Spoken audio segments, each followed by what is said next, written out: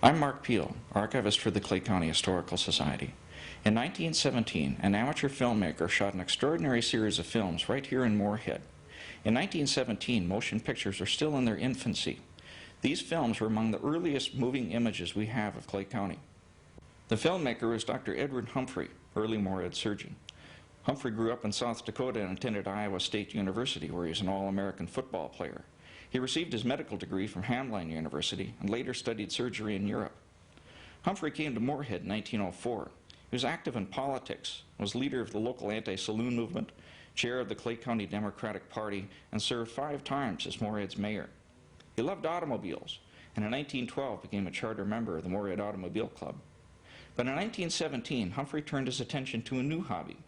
In April, on a trip to Chicago, he bought this professional quality, hand-cranked 35mm movie camera.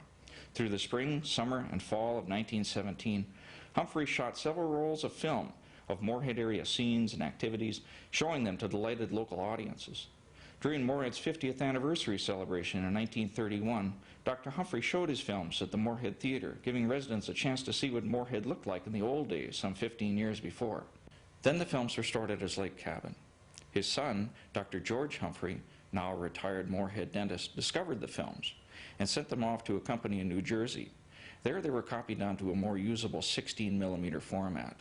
The less than ideal storage conditions had caused a lot of deterioration to the old nitrate-based film, and only about 11.5 minutes of film survive. These are those films in their entirety. Scenes in and around Moorhead. This is Northwestern Hospital. Here Dr. Humphrey is chauffeured up to the hospital where he was lead surgeon. Of course, Dr. Humphrey isn't shooting these films. He had a friend named Ed Rudd who worked for the Moorhead Daily News and did most of his camera work for him.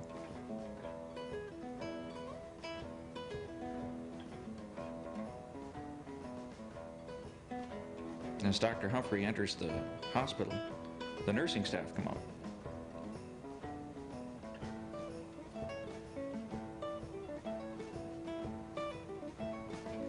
I always think about how uncomfortable those hot white starched uniforms must have been in an un-air-conditioned hospital.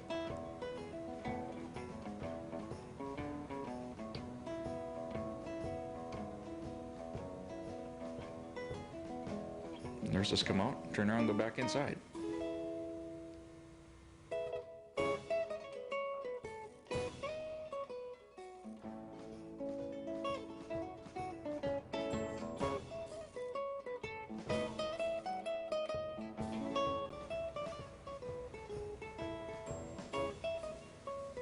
Concordia College, you can see it had 500 students at the time. The campus hasn't changed dramatically. The trees are a little bit bigger.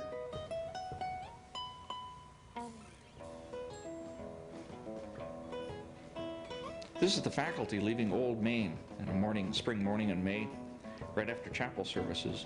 They're followed by the student body. To take a walk around the commons, you'll notice the residential area over there on the right that's since made way for the expansion of the campus.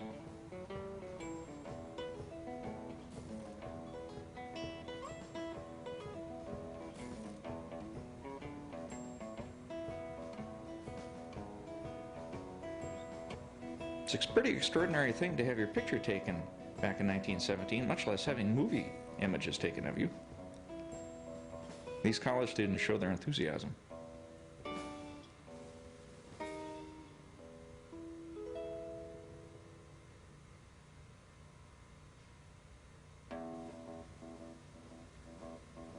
That introductory card suggests there were 500 students at Concordia. It looks like there's more. If you look at the sidewalk right there in front of Old Main, you'll see people running around there and get into the picture again.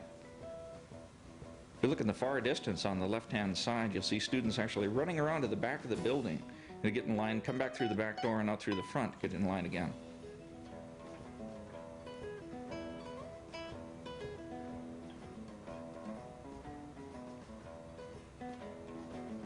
This is the Moorhead Fire Department making a run. The fire station was located on 5th Street and Center Avenue in 1917. See, the equipment has changed considerably.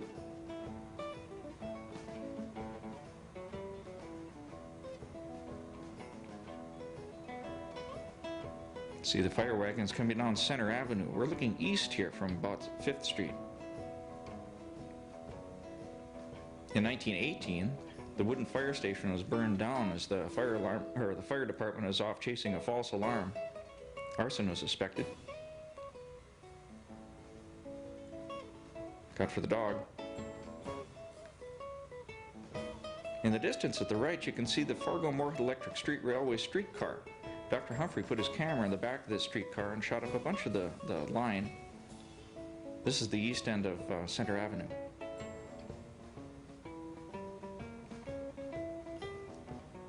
Moorhead Police Station, also on Center Avenue.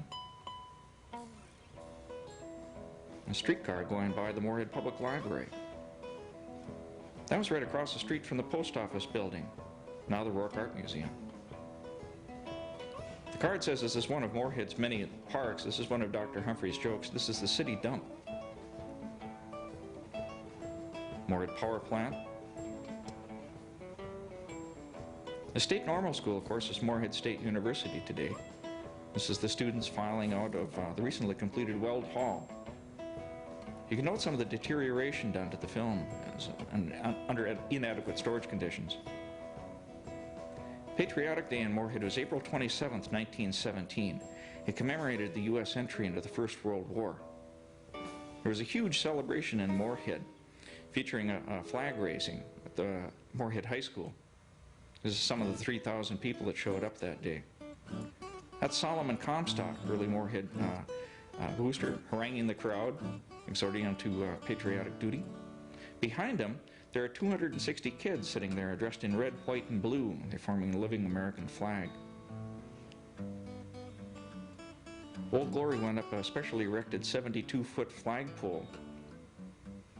Flag-raising ceremonies like this were common all over the United States in the spring of 1917. People showing their patriotism. But as the war ground on, this patriotic fervor reached a fever pitch. Things became very dangerous around here. The Minnesota Public Safety Commission attacked anyone even suspected of harboring anti-loyal feelings. Neighbors turned in neighbors. Local newspapers published the names of suspected slackers. World War I would prove to be a very dark time for American civil liberties.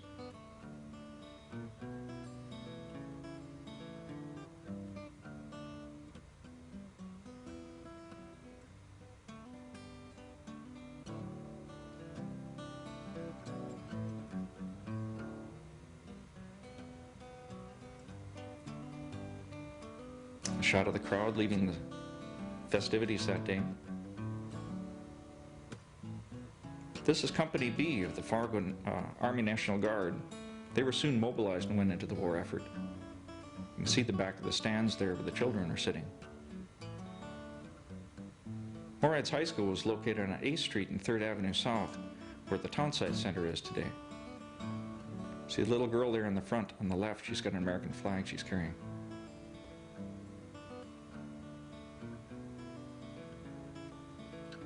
This little boy running in here is going to try to borrow his buddy's bicycle. He's not going to have anything to do with it.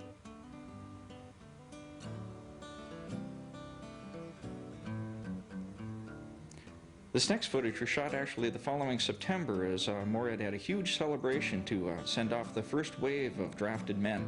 That's those fellows right there.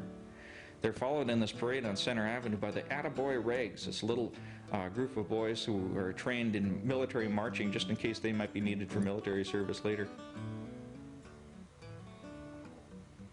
The newspaper said that 10,000 people showed up for the celebration. This is the Home Guard. These were fellows that couldn't get into the service for physical reasons, so the government gave them uniforms and guns and had them protect bridges against German saboteurs. The crowd made their way to the Moorhead Ballpark. That's where these shots were taken, on 14th Street and 2nd Avenue North. There's the newly drafted men marching off.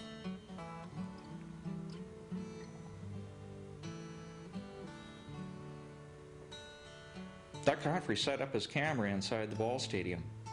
And these are some of the only views we have of the inside of the stadium. This is where Fargo Moorhead Twins got their start in 1933 before they moved up to Barnett Field in Fargo 4 years later. The crowd standing for the national anthem. Unfortunately, Dr. Humphrey's camera is a little out of focus. It's difficult to see things here.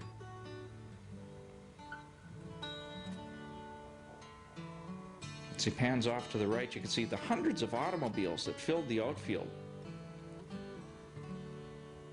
Many people couldn't get into the stadium, had to stand outside. You'll notice umbrellas popping out in the crowd here pretty quickly. Rain broke out in the middle of the program, and all those hundreds of cars had to leave the field and cruise back to Moorhead before the lousy streets that we had at that time turned into an unpassable quagmire. It was a real traffic jam.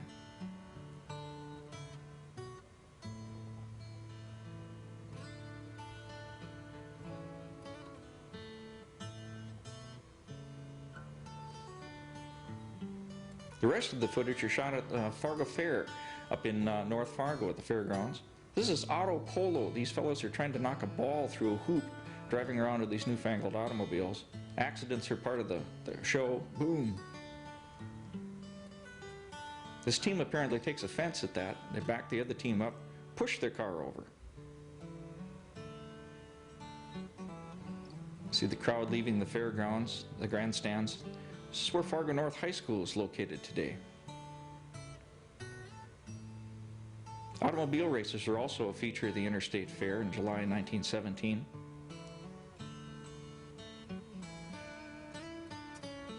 Look at all that dust. Race day was July 28th, and the temperature in Fargo reached 106 degrees. There was a stiff south wind. Spectators had kind of a nasty day of it. The Fargo Forum reported that fully 30 seconds after the drivers had passed, the cars were invisible from the grandstand. You can see why.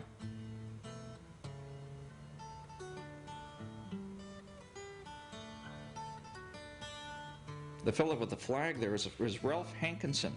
He was the developer of auto polo and a shameless promoter of auto races.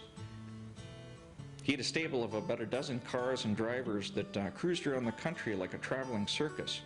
The drivers didn't run really for the prize money, but for salaries.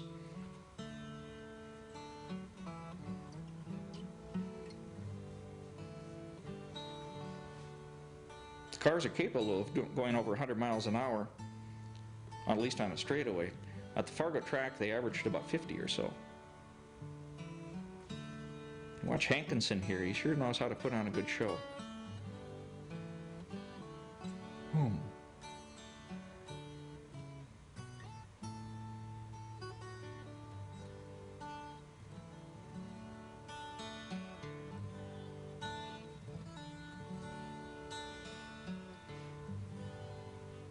This is called a flying start. This is the way most of the races got their beginnings.